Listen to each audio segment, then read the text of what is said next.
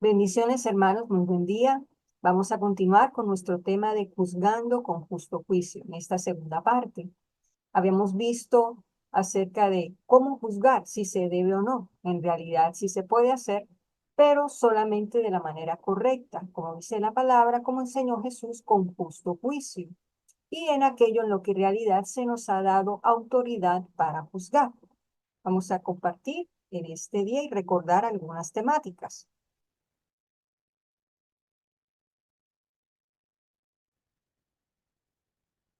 Veamos algunos principios de cómo podemos juzgar de una manera correcta. Primero, no juzgando según las apariencias, ni mucho menos de lo que escuchamos de los demás. No podemos juzgar aquello que acabamos de conocer o a quien acabamos de conocer. Juzgar siempre con la verdad. Y la verdad muchas veces hay que buscarla, hay que hallarla de una manera insistente. También podemos juzgar las cosas, no llegando a condenar a las personas, obviamente, pero sí podemos juzgar definiendo qué está bien y qué está mal bajo los principios de la ley del espíritu de vida, que es la que nosotros tenemos y la que nos enseña a decidir qué está bien y qué está mal. Esa es la primera parte de saber juzgar, ¿no? ¿Qué está bien y qué está mal? Juzgar en aquello que conocemos y debemos actuar también con sabiduría. Evitar hacernos opiniones de alguien a quien no conocemos muy bien o superficialmente. Juzgar dentro de la autoridad que se nos ha dado. Un padre, ¿quién es el que juzga a una familia? Los padres son los que toman decisiones, los jefes en las empresas, los supervisores, los pastores, los ministros. Cada uno se le ha dado un área, un sector, algo para juzgar. ¿Por qué? Porque esa autoridad que se las ha sido asignada es precisamente para juzgar las cosas y las personas, de acuerdo con el desempeño. Y también el espiritual lo juzga todo, esto es, sobre aquel donde reposa el Espíritu Santo y así se manifiesta. El espiritual, que es el que busca hacer la voluntad del Padre, que no se deja llevar por la carne y por las apariencias, sino que busca la verdad del Espíritu. Así que estos son principios para poder juzgar correctamente. Y en el día de hoy hablaremos acerca de el verdadero testimonio. ¿Cuál es el verdadero testimonio? ¿Qué es un verdadero testigo? Algunas condiciones para ser testigo. El testimonio de Jesús, porque a él le preguntaron, ¿cómo sabemos que lo tuyo es verdadero? Que lo que tú dices y haces es verdad. Es que yo tengo testigos y yo tengo evidencias de lo que yo digo. Y también nosotros tenemos un testimonio para dar a conocer. Y aquí iniciamos el tema. El testimonio es una herramienta que permite hallar la verdad y recordemos, esto es fundamental para juzgar las cosas. ¿Cuáles son las características de este verdadero testimonio y de los verdaderos testigos?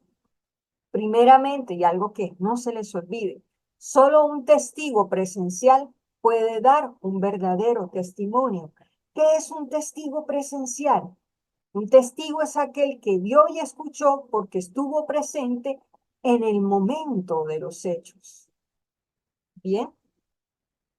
¿Y qué es un testimonio? Son evocaciones de recuerdos de individuos que participaron, vieron y sintieron determinados hechos, acontecimientos y procesos históricos. En pocas palabras, un testigo es aquel que estuvo en el momento de los hechos. ¿Qué es un testigo y cuándo se le llama? Si vemos por lo menos en los juzgados, quiénes son los que dan testimonio, ¿no? Valga la redundancia, pues el que fue testigo, el que estuvo en ese lugar, el que vio, el que escuchó. Entonces puede describir lo que vio con sus propios ojos y lo que escuchó por sus propios oídos. Un testigo, una persona no puede llegar a un juzgado y decir, esta persona es culpable, en el caso de que estén sí, juzgando a alguien por un hecho, y no puede llegar, no es que yo escuché que esta persona hizo tal cosa. No puede hacer eso, no es un testigo. Simplemente queda cancelado. Solamente la persona que lo vio, que escuchó, es el que puede dar testimonio. Otros que han escuchado pueden permitir que se halle a un testigo principal y verdadero, de pronto preguntando y todo lo demás. Pero un testigo verdadero, recordemos, el que es el que vio, es el que escuchó, el que estuvo en el acontecimiento y cuando tiene esa característica puede dar un verdadero testimonio. Todavía no es verdadero, hay que tener otras características, pero lo importante es que un testigo es el que estuvo, en pocas palabras, en el lugar de los hechos. No puede considerarse entonces, si vamos a juzgar sobre algo, ¿qué es lo primero que debemos hacer para hallar la verdad si encontramos un testigo? Verificar que fue alguien que estuvo en ese momento y que puede describir esa verdad. ¿Cómo qué preguntas le podemos hacer a la persona? Bueno, ¿estuviste en el lugar de los hechos? ¿Vistes con tus ojos? ¿Escuchaste con tus oídos? Esto parece una pregunta muy obvia. El asunto es que por lo menos a mí me ha pasado. He escuchado testimonios que les gusta hablar en primera persona, ¿no? Van a hablar acerca de algo y de alguien y hablan en primera persona como si estuvieran ahí. Pero si tú les preguntas, oye, ¿tú estuviste ahí? Pues no. Y entonces, ¿por qué dices las cosas con tanta seguridad, con tanta certeza como si estuvieses ahí cuando no estuviste ahí? Si él te contesta que no estuvo ahí, tenlo por ciento, que por lo menos más de la mitad de lo que te ha dicho no es cierto. O lo escuchó mal o le añadió cosas, porque tampoco sabemos las intenciones por las cuales las personas hablan. Así que por eso sí es importante preguntar. Algo más que podemos hacer, solo puede describir lo que estábamos diciendo, acontecimientos en primera persona, estos verdaderos testigos. Le debemos decir que sea objetivo con lo que vio. Porque bueno, en el caso de que sí, estuvo ahí, pero podemos preguntarle, ¿has descrito lo que vistes o lo que te parece? Porque una cosa es describir lo que vio siendo objetivo o lo que a él le pareció ver. Puede que tenga la persona problemas visuales, ¿no? Y le parece, en el caso como el mío, que tengo miopía, pero lo vio de lejos, le pareció que era él. Pero ¿y qué tal si no era? O lo percibió mal, en el sentido que es alguien que como que le cae mal y describe una intención cuando las intenciones no se ven. Por eso es preciso que si usted va a preguntarle a alguien, luego de que verifica de que sí estuvo ahí, por favor que sea lo más objetivo posible, que no sea solo su opinión, que describa primeramente lo que ocurrió y después si quiere dar su opinión subjetiva, hágalo. Pero lo primero que debe hacer es que sea lo más objetivo y eso usted sí lo puede controlar. También identificar la fuente o el espíritu que se mueve en ese testimonio. Hay personas que tienen que cuando hablan, no sé, bueno, sí se sabe, tienen un espíritu así de chisme, como de malicia, que no solamente llegan a hablar al mal de la persona, sino que enseguida hacen que tú odias a esa misma persona con el odio con el que él está tocando, porque eso es lo que él está impartiendo con sus palabras. Recordemos, las palabras son espíritu. Y nosotros no solamente estamos escuchando palabras, estamos recibiendo del espíritu de la otra persona. Si viene yo con un espíritu raro, extraño, eso es también lo que nos va a impartir. Así que, además de tener cuidado con esta información, guardemos nuestro espíritu, nuestro corazón de las intenciones por las cuales las personas están hablando. ¿Bien? De esta manera, ¿qué es lo que debemos evitar? Primero, de nosotros, ¿no? Ahora ya hablamos de las otras personas, ahora de nosotros. Dar opiniones o comentarios si no estuve presente durante los acontecimientos.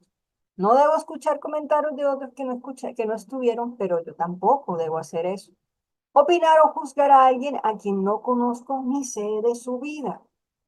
Recordemos de la vez pasada, no podemos, la verdad para hallarla y más sobre una persona es muy difícil, pues no opinemos apresuradamente de los demás, a menos que sea lo necesario. En Éxodo 20 y 16 dice, no declararás testimonio falso contra tu prójimo.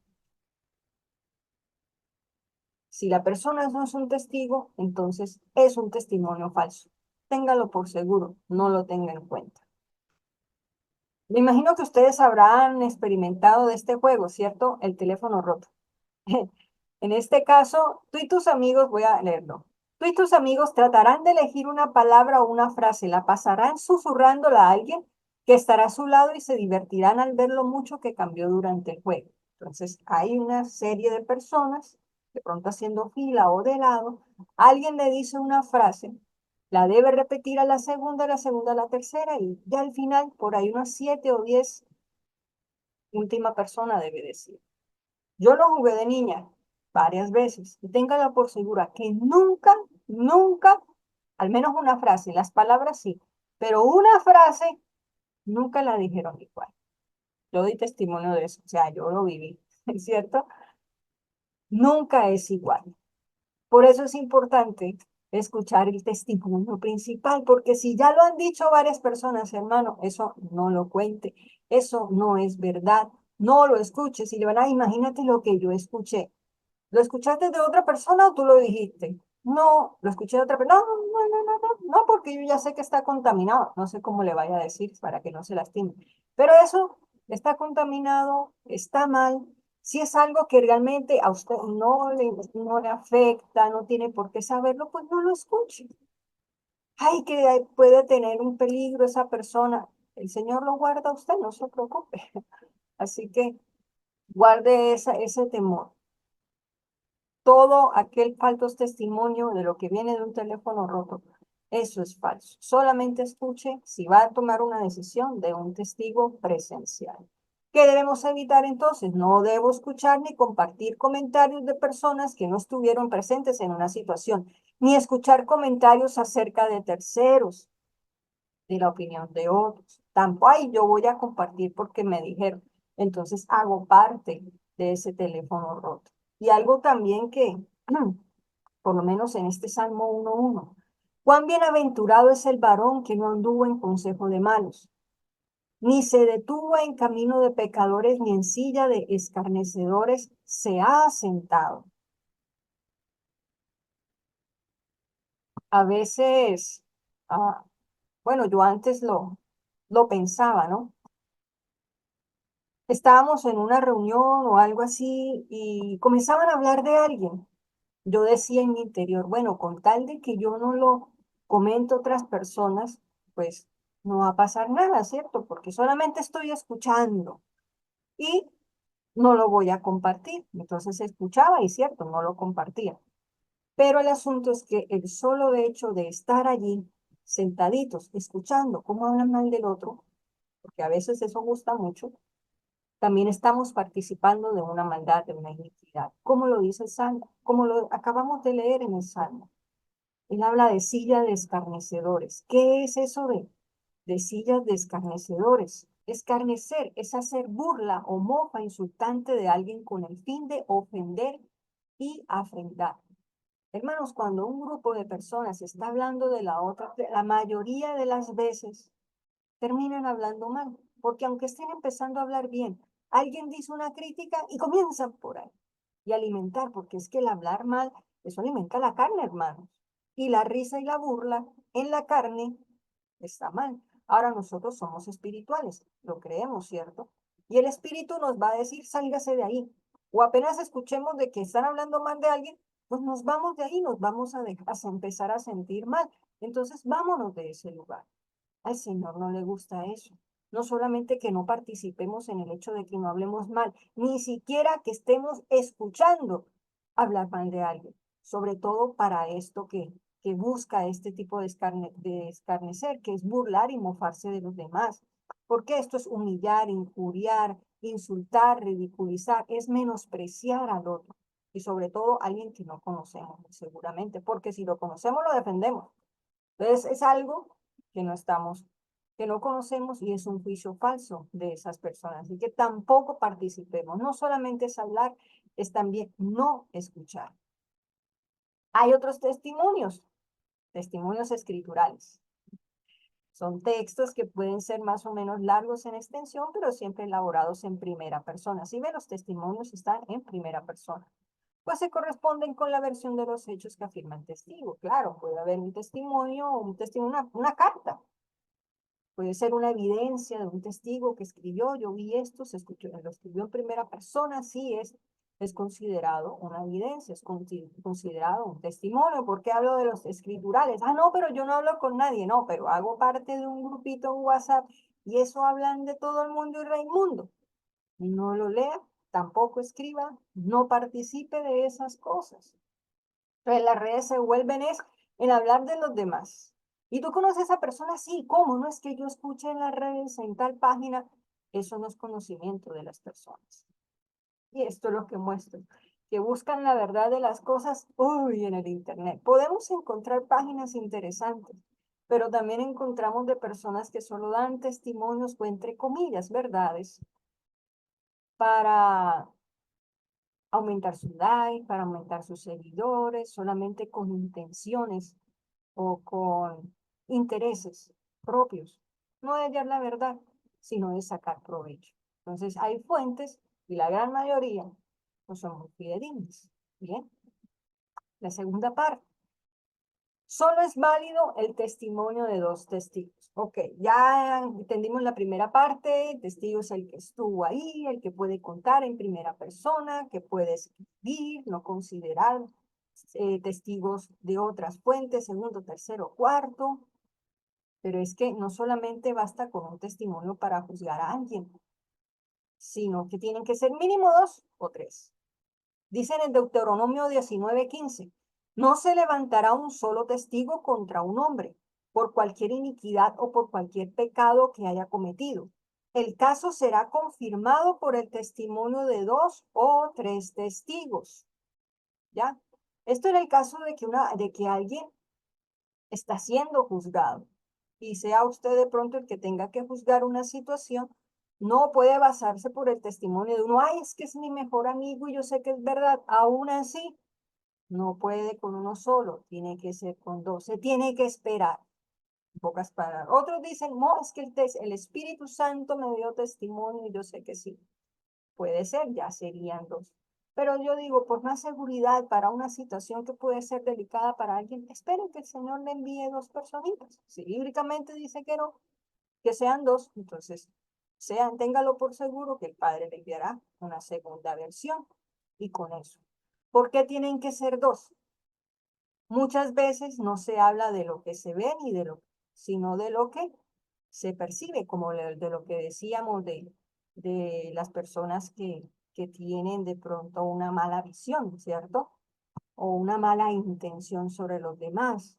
Hablan, pero solamente desde su corazón, no desde su cerebro, no objetivamente, ¿cierto? Pero una segunda razón también es que también existe esa mala intención. Así que no se basen solamente en el testimonio de uno. Tengan por lo menos dos. Y si tienen evidencias, pueden conseguirlas también. Cuando hablo de esperar otro testigo, a pesar de haber recibido una revelación del Espíritu Santo, no es que menosprecie esta verdad. Lo que pasa es que para los demás, esto es un testimonio no válido para ellos. Por ejemplo, es usted jefe de una empresa, supervisor, y el Espíritu Santo le revela que alguien está robando. Usted no puede llegar y decir, esta persona está despedida o la voy a acusar porque el Espíritu Santo me lo reveló. Se le van a reír, no, no le van a creer. Pero lo que sí puede hacer es que a través de esta verdad comience usted a buscar, a orar, Señor, muestra la verdad, saca lo que está oculto, como usted quiera orar. Y él mostrará, sacará los testigos o sacará las evidencias necesarias para que se tome un juicio correcto. A eso me refiero. Pero hay decisiones más sencillas, más personales dentro de lo familiar, que obviamente la revelación del Espíritu es suficiente para tomar una decisión. ¿Qué debemos evitar nosotros? En caso de tener autoridad en un asunto, habla de todos, padres, jefes, profesionales, líderes, ministros, no tomar decisiones por el testimonio de una sola persona. Se debe esperar o buscar un segundo testimonio o al menos evidencias. Bien, hasta aquí por el momento. Continuaremos con nuestro tema de los testimonios. En esta ocasión con el testimonio de Yeshua, ya que él probó con evidencia y con testigos por qué lo que él enseñaba era verdad y por qué lo que él decía quién era el Hijo de Dios era cierto. También hablaremos de nuestro testimonio, cómo llevar ese testimonio verdadero de la obra del Espíritu Santo en nosotros. Que el Señor les bendiga.